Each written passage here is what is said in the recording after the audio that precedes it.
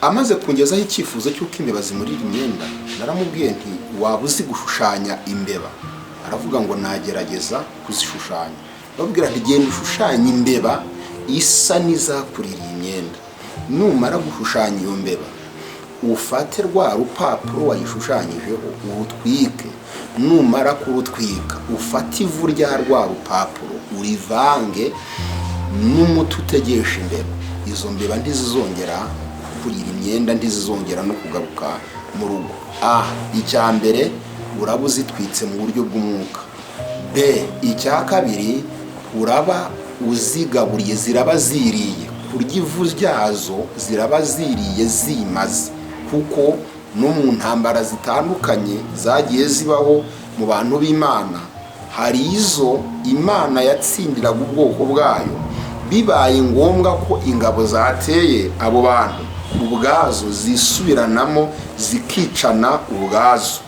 Hari ibitero rero tuba duhanganye nabyo bisaba ko tubisengera ubwabyo bikiyica, bikisubiramo, bikimara, bigahangana.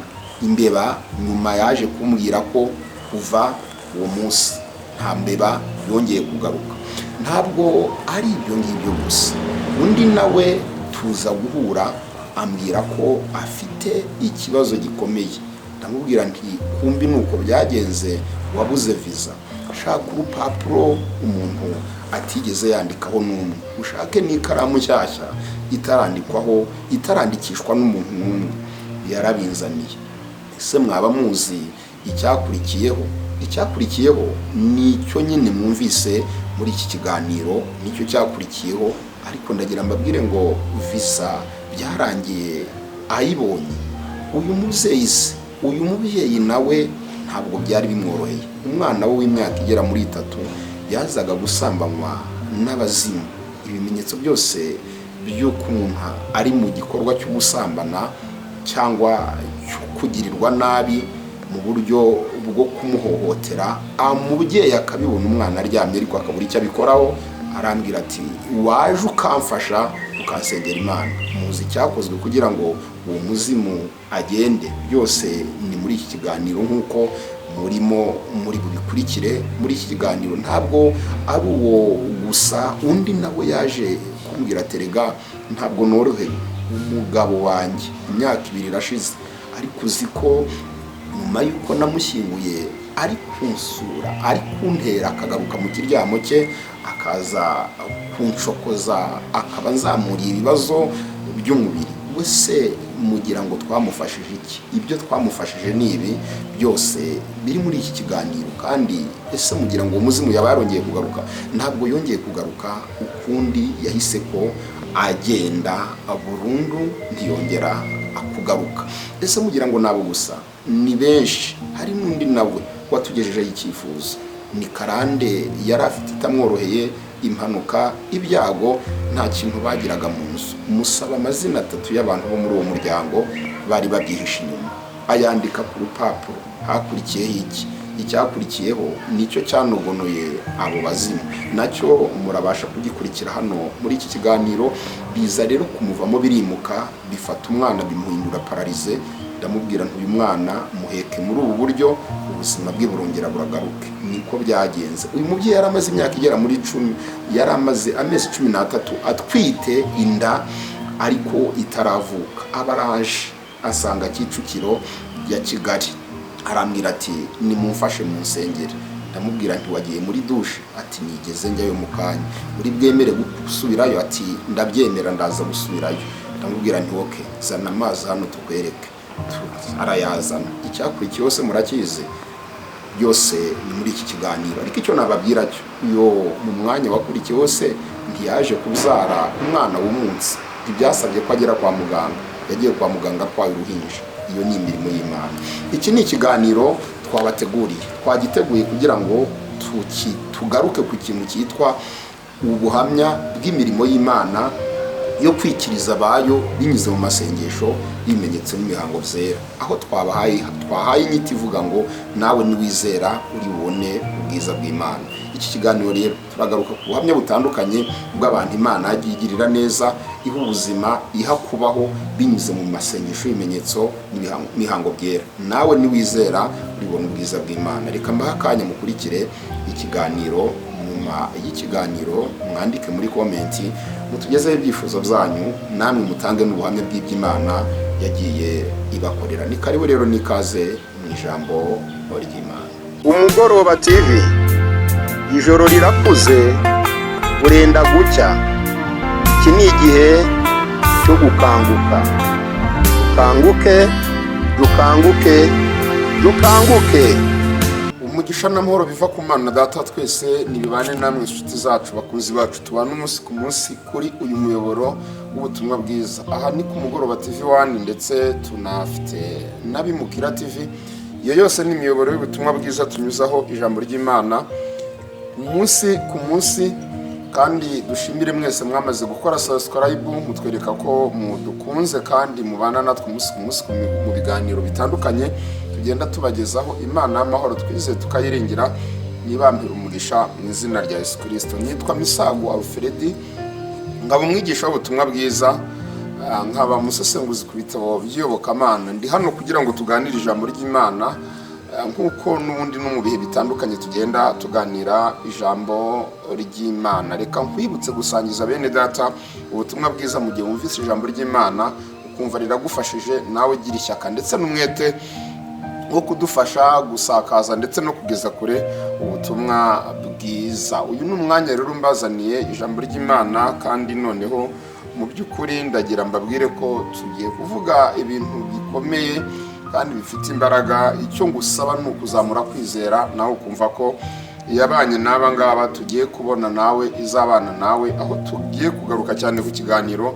kigaruka ku buhamya bw'imirimo y'Imana yagiye ikoreka binyuze mu bimenyetso n'ibitangaza, cyangwa se mu bimenyetso n'imihango byera. Ni nyuma y'uko twagiye tugana inyigisho zitandukanye zivuga kuri za karande, ndetse tuza no kuvuga ku kintu cyitwa amasengesho y'ibimenyetso n'imihango byera. Nabasezeranije ko nzabaha ikiganiro noneho kigaruka ku buhamya cyane bw'abantu bagiye babona ineza y'Imana binyuze muri aya masengesho y'ibimenyetso n'imihango. Muranyemerera dusenga Imana, hanyuma nitumara gusenga Imana tuze dukomeze tuganire n'ijambo ry'Imana.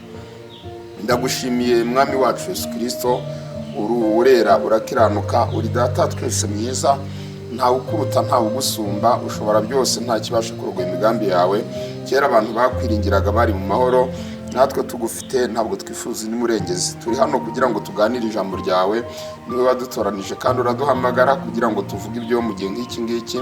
Shyigikira nk'umugaragu wawe kandi ubane nanjye, ukorane nanjye, ijambo ryawe rigira imbaraga mu izina rya Yesu Kristo. Imitima ya benshi ihembuke, benshi bakwizere bakwiringire, kandi babashe kugira aho bava bagire n'ahandi bagera. Ababoshye babohoke, abafite intambara ubarwanirire, abafite ibyifuzo bisubizwe, babone ineza binyuze mu ijambo ryawe, mu izina rya Kristo Yesu, amen, amen. Nimunyemerere dusome ijambo ry'Imana mu butumwa bwiza bwa Yesu Kristo bwanditswe na Yohana igice k'11 umurongo waho nuwa 39 ndetse n'uwa 40. Yohana ubutumwa bwiza igice k'11 turasoma umurongo wa 39 ndetse n'uwa 40.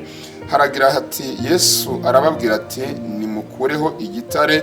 Marita mushiki wapfuye aramubwira ati, databuja none aranuka kuko amaze iminsi 4. Aramubwira ati, sinakubwiye niwizera uri bubone ubwiza bw'Imana? Sinakubwiye nti niwizera uri bubone ubwiza bw'Imana? Ni ijambo tugiye kwifashisha, nubwo turagenda tubabwira n'ibindi byanditswe, ariko tugiye kwifashisha iri jambo aho tugendera mu ijambo mu ntego igira iti, nawe niwizera uri bubone ubwiza bw'Imana. Nawe niwizera uri bubone ubwiza bw'Imana. Muri iki kiganiro turagaruka cyane ku buhamya bw'abantu bagiye barengerwa n'Imana mu bihe bitandukanye by'amasengesho twagiye dusenga, binyuze mu masengesho by'umwihariko cyane cyane y'ibimenyetso n'imihango byera. Inshuti yanjye, nituvuga ibi ndagusaba kugira ngo ujye ugabanya amakritike menshi, kuko iby'umwuka ntabwo umuntu bizanamo imibare myinshi. Uwitwa Namani urya wari ufite ibibembe wa mugaba w'ingabo z'Abasiriya mu gitabo cy'Abami cya 2 mu gice cya 5. Bibiliya itugaragariza bamurangira umuntu w'Imana witwa Elisa mu Isiraheli ko agomba kujyayo akamufasha gukira ibibembe. Yagiye afite confidence menshi n'imyumvire itandukanye, avuga ati buriya ndabizi ninza kumugeraho araza kurembya ibiganza ku mubiri wanjye, hanyuma asenga hamagare Imana yabo, noneho umubiri wanjye umanuke mererwe neza. Niyo myumvire yari afite, ni ngiyo nawe ufite, ni ngiyo wubatse yo kumva uburyo ikibazo cyakemukamo. Mvuga ngo hari uburyo abantu baba barubatse mu mitwe yabo, mu mitekerereze yabo, yo kuvuga uti ikibazo cyakemuka gutya, mfite ikibazo nagisengera muri ubu buryo, mfite ikibazo nagisengera muri ubu buryo. Niyo mpamvu iyo habonetse ubundi buryo, iyo ubwiwe ubundi buryo ushobora gukoresha kugira ngo ukire akaga kawe, wumva nyine ari ibintu by'ibitangaza bidasanzwe cyangwa se bikugoye. Noneho Elisa Namani ngo ageze kwa Elisa ngo ntiyanakunze, ntiyanemeye, yanamugeraho. Yahise atuma abagaragu arababwira ngo nimugende mubwire Namani agende yiyuhagire muri Yorodani inshuro 7 yibiremo araza guhumanuka. Icyabayeho niki? Murongo 9 niho Bibiliya ivuga ngo maze ngo Namani ngo arabyivovotera, aravuga ngo nahoze ngira ngo ari bumuze afata ibiganza bye abirembye ku mubiri wanjye, noneho mpumanuke. None nuko bigenze. Urumva ko imyumvire, imitekerereze ya Namani nuko yumvaga ko Elisa ari bumukize amukojejeho ibiganza. Ufite yanjye uko wibwira ibibazo bizakemukamo bihabanye cyane nuko Imana ibyibwira. Niko ijambo ry'Imana ritubwira ngo rega ibyo nibwira bitandukanye n'ibyo mwibwira. Muri Yesaya 55 here kuri 6, inzira zanjye zitandukanye n'izanyu, imitekerereze yanyu, imikorere yanjye itandukanye n'iyanyu. Imana yacu mu Efeso 3:20 haba ijambo rivuga ngo ni Imana ibasha gukora ibiruta cyane twebwe ibyo dusaba n'ibyo twibwira. Mvuga ngo mu bubasha bw'Imana, Imana ibasha gukora ibiruta cyane ibyo wowe wibwira, ibiruta cyane wowe ibyo utekereza, ibiruta cyane. Imana ibasha gukora ibiruta cyane. Inshuti yanjye ibasha gukora ibiruta cyane.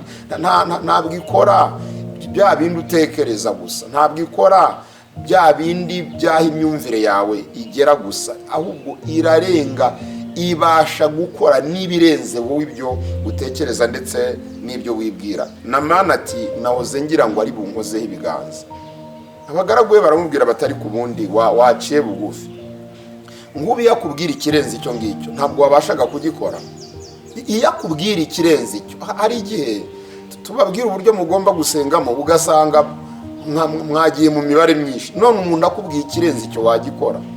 Ni umuntu akubwiye icyoroshye ntugikore, akubwiye ikirenze icyo wagikora ngo ukire indwara yawe. Baramubwira bati iyo akubwira ibirenze ibyo ntiwabashaga kubikora, nkanswe kukubwira ngo genda wiyuhagire. None se ntusanzwe wiyuhagira se? N'ubwa mbere wiyuhagiye. None se kubizanamo imibare nuko bibwiwe na Elisa? Kubizanamo imibare nuko bibwiwe na Alfred Misago? Kubizanamo imibare nuko bibwiwe na runaka wenda utazi cyane? Iyo akubwira ibindi ntiwakombaga kubikora, nkanswe kugenda kwiyuhagira nk'uko n'undi usanzwe wiyuhagira ugahumuka. Ngo baramuganza cyane mu mitekerereze, baramuganza mu myumvire, agenda nyine ari nko kubura uko agira.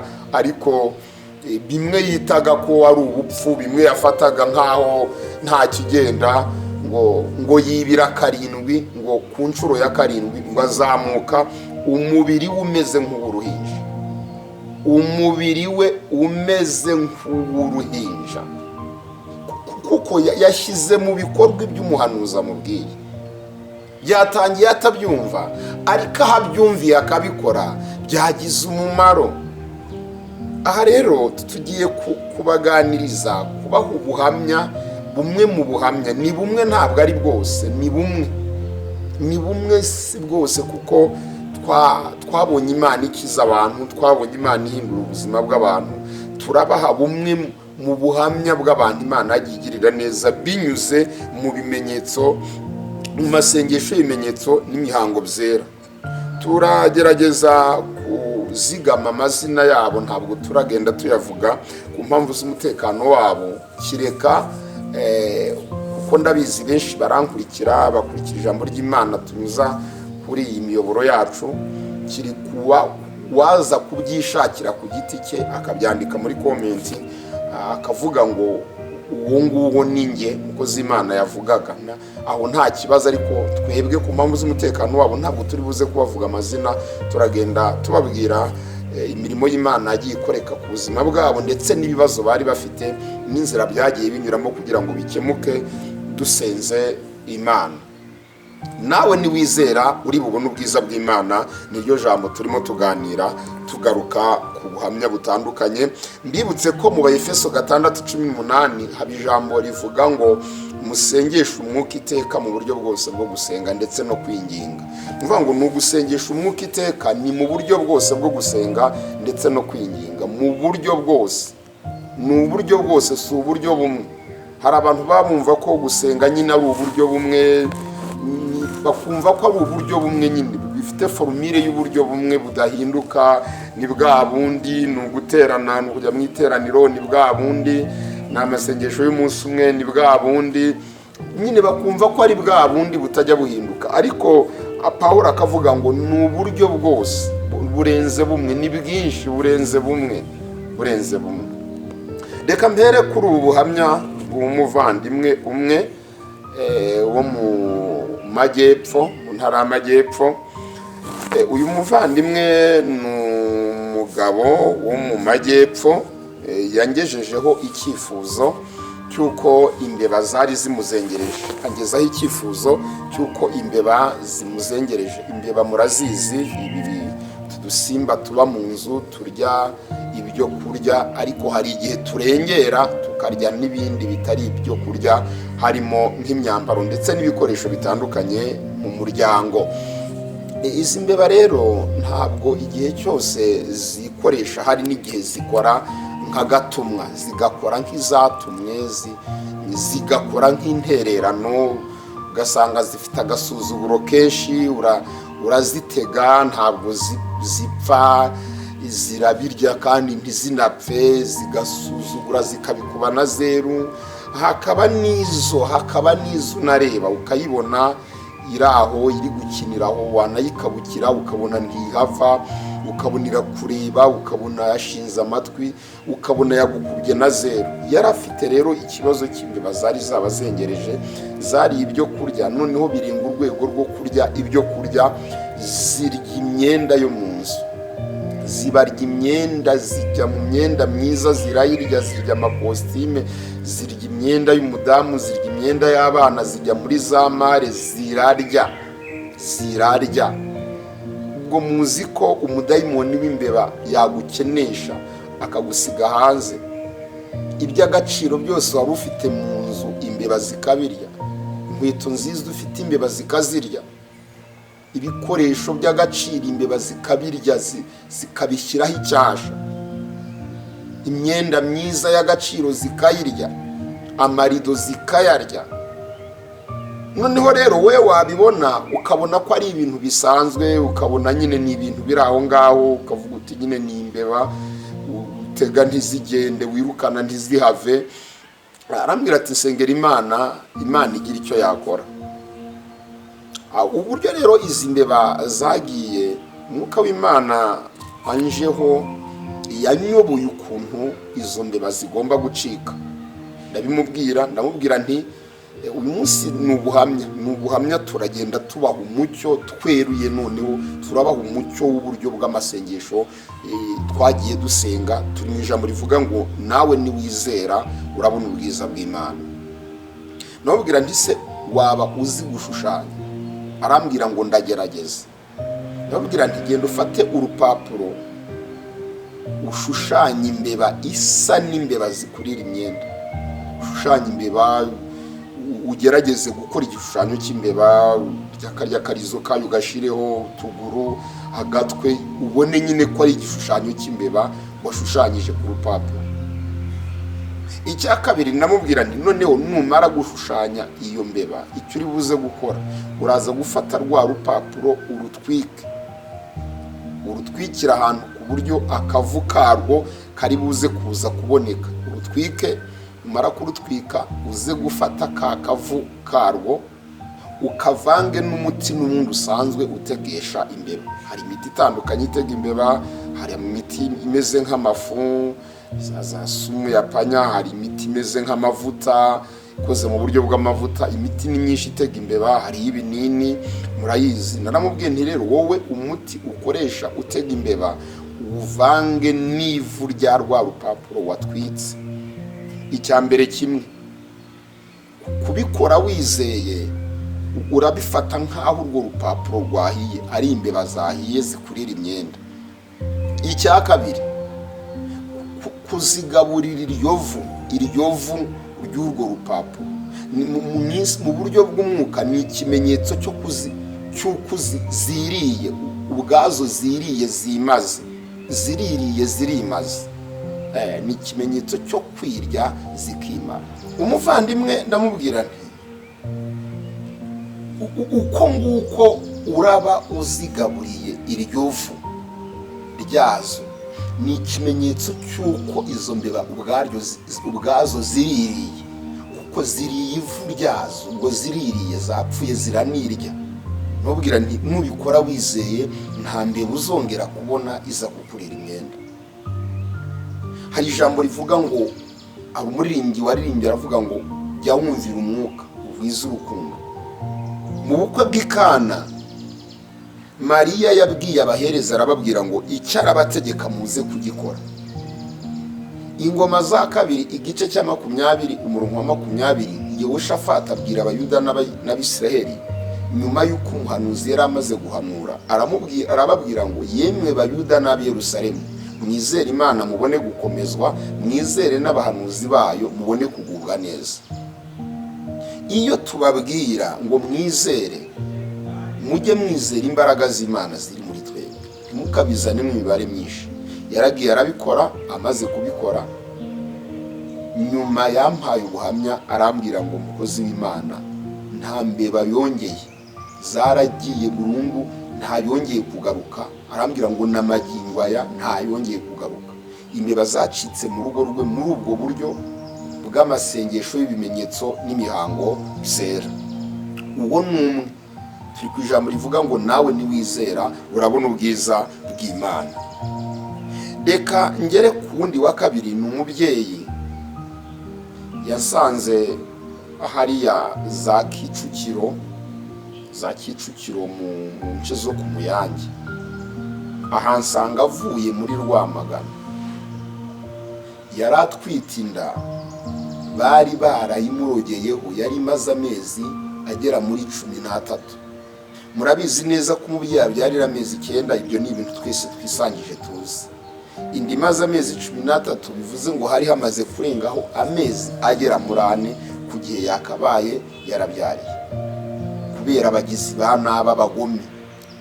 Niba utanabizi ko abantu babi bariho, abagome bariho, abakozi ba Satani bariho, bananiza ubuzima bw'abandi. Araza arahansanga, ahageze n'umukozi w'Imana twari kumwe, badutuma aratubwira ngo nimusengere uyu mubyeyi.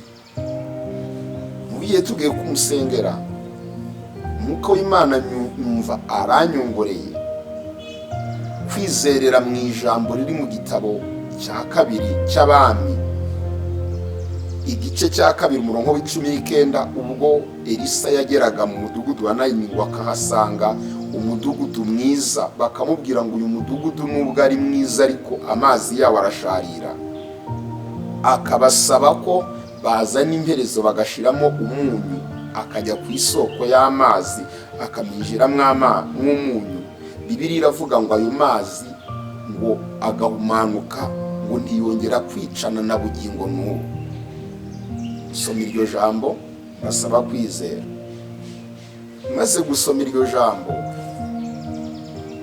mbasaba ko bazana amazi. Amazi andi se wigeze ukora dushe? arambwira ati nari nayikoze mu kanya. Akabwira ni muzana amazi, muzana amazi. Barayazana, dufata umunyu kuko twari twizereye mu ijambo ry'Imana, shiramo umunyu, dusenga Imana. Ndamubwira nti genda usubire wongere ujye gukora dushe, aya mazi wongere mwandi ukore dushe. No mu gihe uri muri gukora dushe wibande cyane ahantu umwana aca. Hari mu masaha y'isa 12 z'umugoroba. Yabaga aho mu negisi imwe, natwe tuba turi mu yindi. Yari yaje ku muvandimwe aho ngaho, yavuye iriya nyine yahunza ku kaga k'abarozi, yahungiye ku muvandimwe. Icyabaye ni iki, nizo saa 12 n'igice baduhamagaye saa 2 bati pastor muze tubereke imirimo y'Imana. Tuhageze tuhasanga umudamu wicaye muri saro ari koza umwana. Tubona umwana wumutse, umwana mukuru.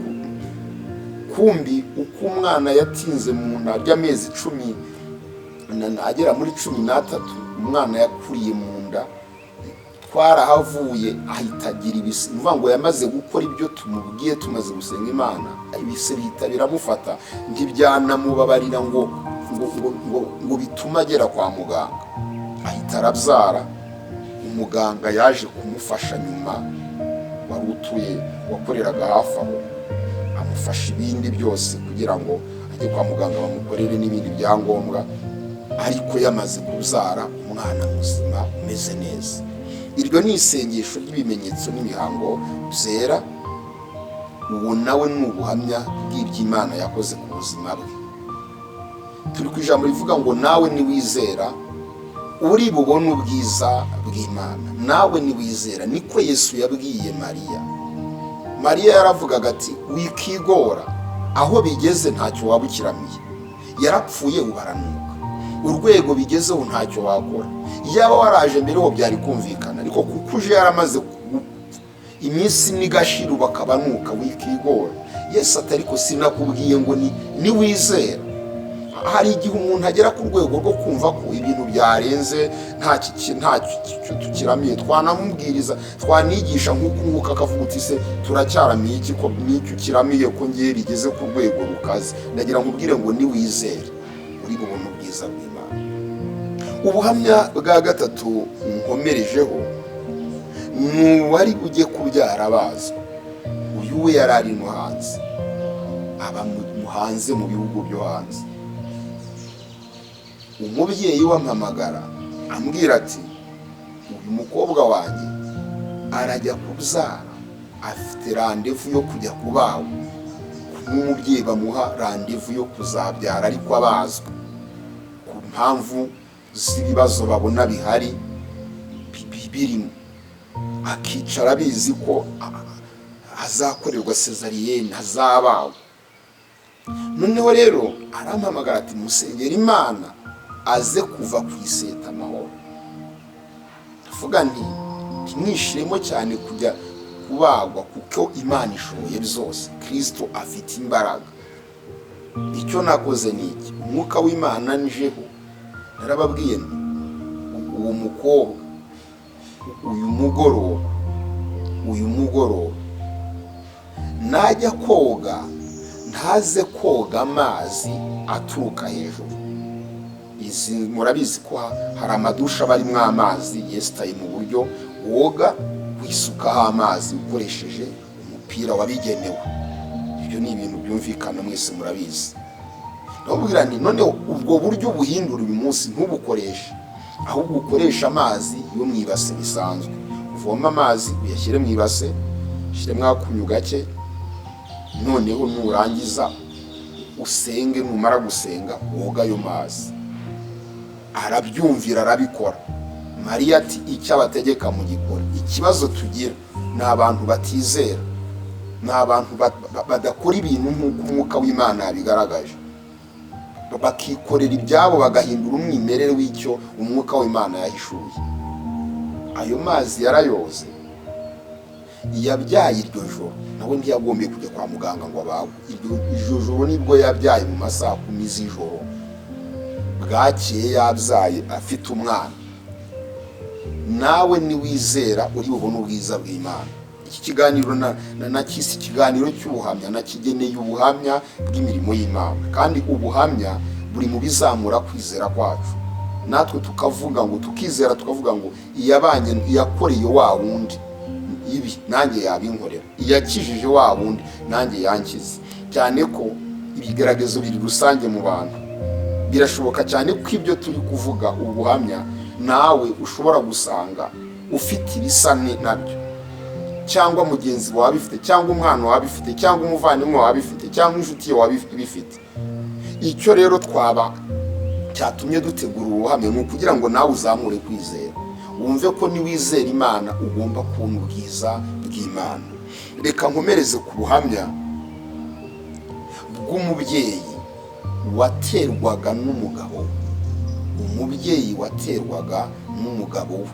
Iyo tuvuga gutera ni igihe ntabwo umugabo yari akiriho. Umugabo yari yarapfuye amaze imyaka 2 agiye. Agira ikibazo rero uyu mubyeyi cyo guterwa n'umugabo, n'umwuka w'umugabo we wapfuye, umuzimu w'umugabo we wapfuye. Yabanje kujya aza akamutera, akamubwira ngo ngwino nguha amafaranga ujye guhahira abana. Akamubwira ati abana nta kibazo bafite. Akamutokesha akagira gute, akagenda. Igihe noneho kigeze atangira kuza, yaza akajya mu kiryamo cye aho yararaga atarapfa. Yahajya agateza umudamu ibibazo by'umubiri. Ndabivuga uko yabimbwiye. Icyo nababwiye nuko nta muntu ndi buze kuvuga izina hano muri iki kiganiro. Umubyeyi arambwira ngo nari naramaze kwiyakira ku bupfakazi, nari maze kugenda niyakira, ariko aho yongeye kugarukira mu kiryamo yongeye kunzamurira ibibazo by'umubiri. None ngwino umfashe usenga Imana. Nari ndi mu karere ka Rusizi, ndagenda ndamufasha dusenga Imana. Ngezeyo nganira n'abana be, mbakoramo iperereza mu buryo bw'umwuka ngo menye niba nta mwana uwo mwuka mubi w'umuzimu ushaka kuzacumbikamo ngo umuturemo. Sanga harimo umwana umwe w'abucura mutoya w'umuhungu, isa ari kototera kuzahindura icumbi ngo none hagaruke ahabi. Mbibutse ko ikintu cyitwa umwuka, imbaraga zacyo zigaragarira ziba nyinshi iyo kigeze mu kinyabuzima.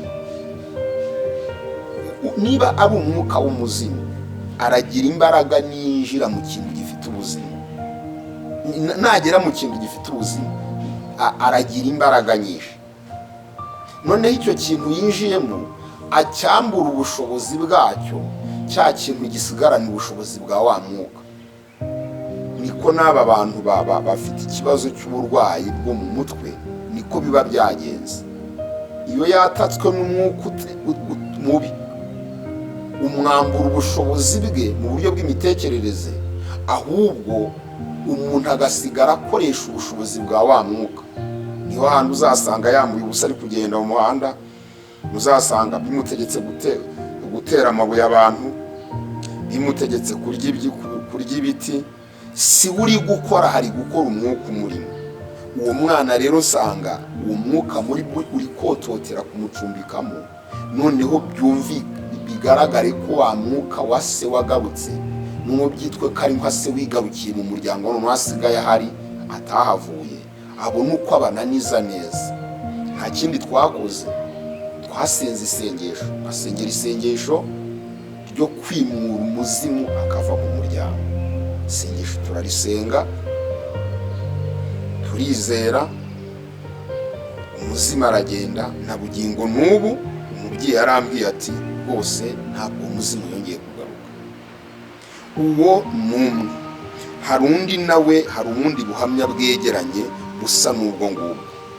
Ni umubyeyi nawe mukuru kuze, nawe yampaye ikifuza, arambwira ati umusaza ari we mugabo wanjye yitabye Imana, cyangwa se yarashaje. hari gushira imyaka irenga 10, ariko ntiyigeze ampa amahoro n'umutekano nyuma y'uko apfuye. Abantu babashije gukurikira ikiganiro twakoze kivuga ngo ese koko uwapfuye yagaruka, ngira ngo twarabisobanuye bihagije, sinongera kubigarukaho. Cyakora uwagikenera yanyandikira nkamuha linki kuri 0784524247. Shimira abajya baca mu gikari mukanyandikira musaba linki y'ikiganiro kivuga ngo ese koko uwapfuye yagaruka mu bo yasize. Icyo twaragisobanuye bihagije. Iki cyo ndi twongera kwirirwa tukisobanuraho ngo birashoboka n'ibishoboka. Uwumva ko bidashoboka areba icyo kiganiro cyumve. Noneho ambwira ko atigeze mu umutekano n'amahoro, igihe cyose amugenderera akamukubita mu bicuku bya nijoro akamunaniza, kandi ibimenyetso ingaruka z'ibyo yakorewe zikamugaragaraho mu buzima bwa buri munsi. Agahora n'indwara, agahora aravunaguritse, nta rugingo ruzima afite, ubuzima bwe bumeze nabi. Asaba rero kumusengera Imana. Iyo rero umuntu ampaye icyifuzo, ntabwo ari abantu bose ntakiri ibyifuzo ngo mbasengere, kiri kuba umwuka nyine numvise ko anyemeje ko ngomba kumusengera Imana.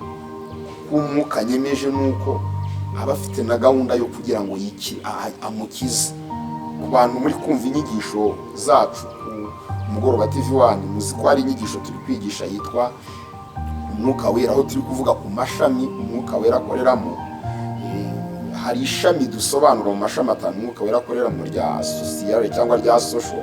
Ishami ry'imibereho myiza twasobanuye ko Umwuka Wera mu mibereho myiza adukiza n'indwara, habamo no kudukiza indwara zitandukanye.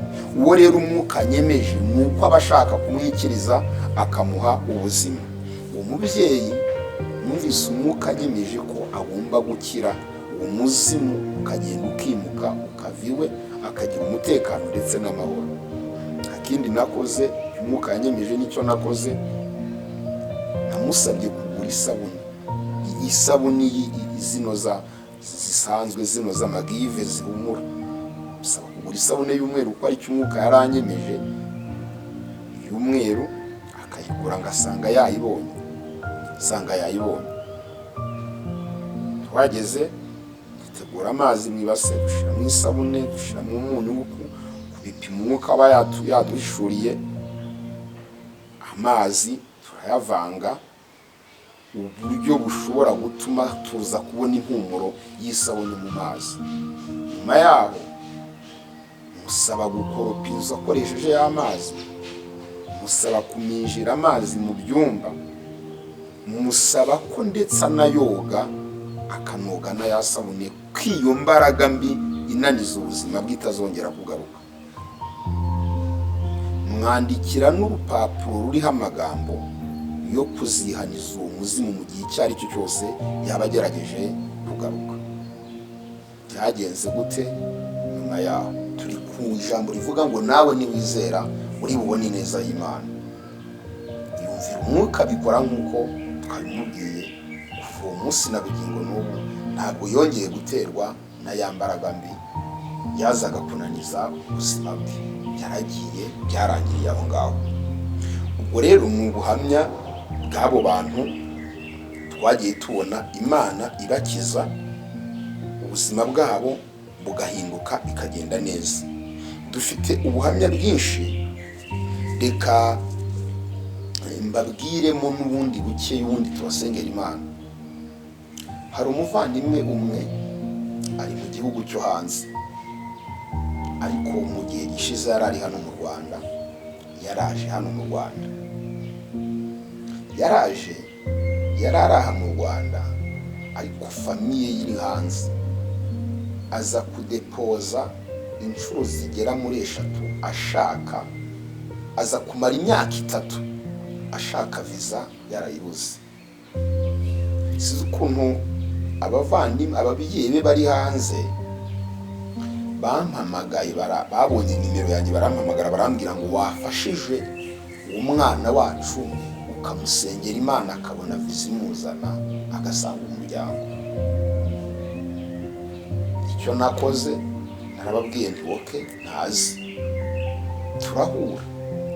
Icyo umwuka w'Imana yantegetse gukora mu buryo bw'isengesho, naramubwiye nti witwaze urupapuro, uzane urupapuro rushya rutarandikwaho, uzane ikaramu nshya itarandikishwa, ubizane. Arabizana. Namubwira nti uzane na pasiporo, arabizana. Mwandikira inyandiko nk'umuhesha yo kumuhesha visa. Ndayimwandikira, ndasinya, arasinya. Musaba kugaruka ku munsi wa kabiri tugasenga, tugatezaho kashe ya burundu. Araza, aranyumvira, turagenda ahantu turasenga, dutezaho kashe ku Mana. Icyumweru gikurikiyeho barampamagaye, barambwira bati visa yayibonye, bari kwitegura. Icyo gihe nahise ngira n'ivugabutumwa ryo kujya gukorera hanze y'igihugu. Aza kumpamagara ndi mu ivugabutumwa hanze y'igihugu, arambwira ngo umukozi w'Imana ubu ndahagurutse, ubu ndagiye, ngiye gufata indege, namaze kwitegura, nagiraga nkubwire ko ngiye. Arampamagara, arabimbwira, nibereye hanze. Icyo gihe mbona kaze n'akanyenyeri, anyoherereza n'akantu n'agafanta. Ntabwo nabura kwibabwira. Twirinda kuvugamo ibintu hano cyane by'amaturo n'ibiki, kuko turabizi ko bigora benshi kubyumva, nubwo hari naho muzagera mukabyumva. Ariko nababwira nti uwo tuzaca amafaranga n'iki, ntukumva ibyo tukubwira, ariko ntibikuyeho ko uw'Imana igiriye neza ashobora gushimira Imana, agashimira n'uwo yakoresheje.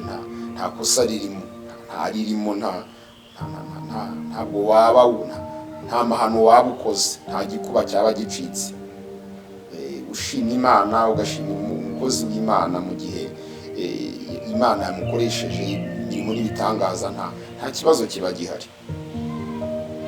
Abaragiye binyuze muri iryo sengesho, uwo n'undi ubwo n'ubundi buhamya. Naho birashoboka ko nawe ufite ikibazo kimeze nk'icyo ngicyo. Noneho hari ubundi buhamya ngira ngo mbahe bukomeye cyane, nsatira wenda gusoza, kuko tuzagenda tubaha n'ubundi butandukanye. Ubundi buhamya, hari umubyeyi wampamagaye, ampa icyifuzo cy'umwana we, umwana mutoya w'umukobwa uri mu myaka nk'itatu. Arambwira ati uyu mwana wanjye afite ikibazo, imyuka mibi iraza ikamusambanya. Ati ibimenyetso byose, arambwira ati kinyereka, kuko barararana n'umwana mutoya. Ati ibimenyetso byose by'uko ibiri kumusambanya mba ndi kubibona, bimwe mba mbibona. Hari ibyo ntavugira hano, ariko arambwira ati byose mba mbibona ko hari imyuka mibi iri kumusambanya, kandi iyo avuye muri iryo hohoterwa yakorewe n'iyo myuka agaruka arira, biba bikomeye. Numva araremerewe, numva birakomeye. Mbigisha ibya karande, mu nyigisho za karande, abatazifite mumbwire nzibahe. Narababwiye ngo mu miti ikiza karande habamo no kuvuga akagubana nako, kuko ujya gukira indwara arayirata. Ndagenda njya kumusengera Imana. Hari ibyo umwuka w'Imana yari yampishuriye tugomba nanone kwifashisha dusenga Imana. Turabikora, turizera, turasenga. Tumaze gusenga, nabwira nti wizere Imana, ukore gutya na gutya, umwana iyi myuka mbi ntizongera. Umwana ubu ni mutaraga, imyuka mibi ntiyongeye kuza gutera ubuzima bwe n'uyu munsi. Reka mbabwira abantu ubuhamya bubiri basengera Imana. Hari undi nawe wari ufite ikibazo cy'ibintu byo ku ruhu biza bigafufumanga. Hari igihe umuntu aterwa n'ibintu byo ku ruhu ariko byitwa ndogano, by'ibirogano. Nta kindi twakoze, nabwiye nti wowe tegura amavuta, shaka amavuta, mubwira amavuta ashaka. Umwuka w'Imana tubwira tuyobora kuri sante cyangwa kuri marayika, biba bifite igisobanuro byose. Sante ni ubuzima, iryo zina marayika biba bifite igisobanuro, haba hari impamvu. haba hari impamvu. Dusengera amavuta, dusengera n'andi asanzwe yisiga, Imana akatubwira iminsi runaka agomba kubikora, kandi bikarangira akaba muzima, akaba mutaraga rwose, akaba mutaraga. Reka nsoreze kuri uyu muvandimwe umwe, nagubwe neza kandi agira ibihe byiza.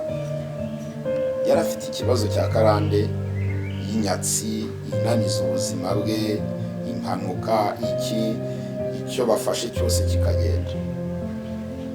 Mwakira ari umugabo mugenzi wanjye, dusenga Imana, musaba amazina 3 y'abantu bo mu miryango yabo byari bimaze kugaragara ko aribo bafite uruhare muri izo mbaraga, muri izo karande zabo bari bafite. Ubwana amazina yandika ku rupapuro arayazana. Dusenga Imana, nca ya mazina nca rwa rupapuro, uvuga nti utu dupapuro tuduciye niko duciye intege izi mbaraga ku buzima bwawe. Udupapuro turagenda duhinduka ifu, urabwira nti oke, genda utujugunye muri toilette, ubwo turabasoje nyine, nta tunanije, turabananije, tubaciye intege ku buzima bwawe. Niko byagenze. Ndababwira nti nyuma muze kumbwira impinduka muri bubone. Impinduka zabayeho, za mbaraga zabonye ko twazatatse zihita ziva ku babyeyi zinjira mu mwana umwe wari mu tronkome muri secondaire, zihita zimuhindura paralize iki gice cyo hasi cyose. Umwana aba paralize.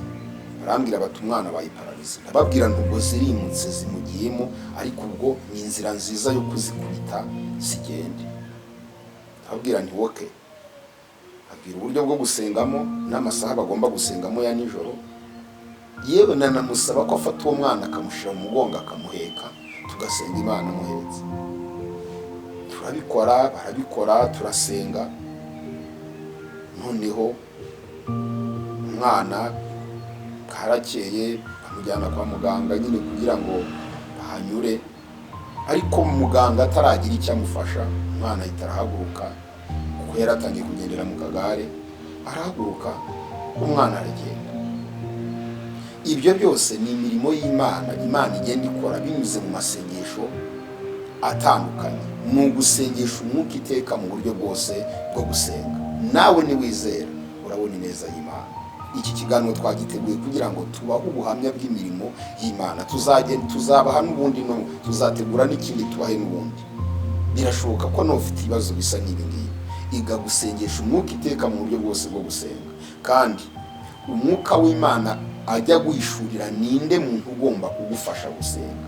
Kubera ko mbibutse ko nta mbohe ibohora indi. Iyo umuntu aboshye ntabohora undi. Umuntu uboshywe abohorwa n'utaboshye, utari mu mapingu. Ntabwo abantu bari mu mapingu babiri babohorana, bisaba utayarimo kugira ngo amubohore. Senga Imana iguhishurire ngo ninde ukwiye kumfasha mu rugamba ndi kurwana rw'ibibazo bitandukanye, wasengera Imana. Kandi umwuka Imana azaguhishurira icyo azagutegeka uzagikora. Amahoro ya Kristo nabane namwe, ndabakunda cyane. Iki ni ikiganiro twagarukaga ku buhamya bw'imirimo y'Imana. Imana igenda ikorera ubwoko bwayo binyuze mu masengesho y'ibimenyetso n'imihango byera, ariko mu nyito ivuga ngo nawe niwizera uri bubone ubwiza bw'Imana. Twandikire muri komenti nawe duha ubuhamya bw'ibyo wagiye ubona Imana agiye gukorera. Tuvuze bakeya, nawe uduha ubuhamya tubwirutse nanjye nagiye mbona Imana mu buryo bw'ubu. Amahoro ya Kristo nabane namwe. Reka tubasengera Imana. Ndagushimiye Kristo mwiza, urera urakiranuka, ufite imbaraga n'ubutware ndetse n'ubushobozi. Ijambo ryawe ni iryera kandi ni rizima, ntabwo rihinduka. Ushobora byose, ntakibasha kurwanya imigambi yawe. Ushimiye imirimo n'ibitangaza byo ukorera ubwoko bwawe. Ntuhinduka rero uko wari ejo n'uyu munsi ni kuri, uko wakoraga n'uyu munsi ni kugikora. Ku bantu bakwizera kandi bakakwiringira, n'uyu munsi uracyabakiza, n'uyu munsi uracyabaha ubuzima. N'ubundi komeza uganze utegeke, wihera ubuzima bushaka kuha, wikiriza bushaka kwikiriza. Imbabazi zo zikomeze ziganze muri byose, mu izina rya Kristo Yesu, amen. Amahoro ya Kristo abane namwe. turabakunda cyane, mugira ibihe byiza, mukomerere mu mwami no mu mbaraga z'ubushobozi bwe bwinshi.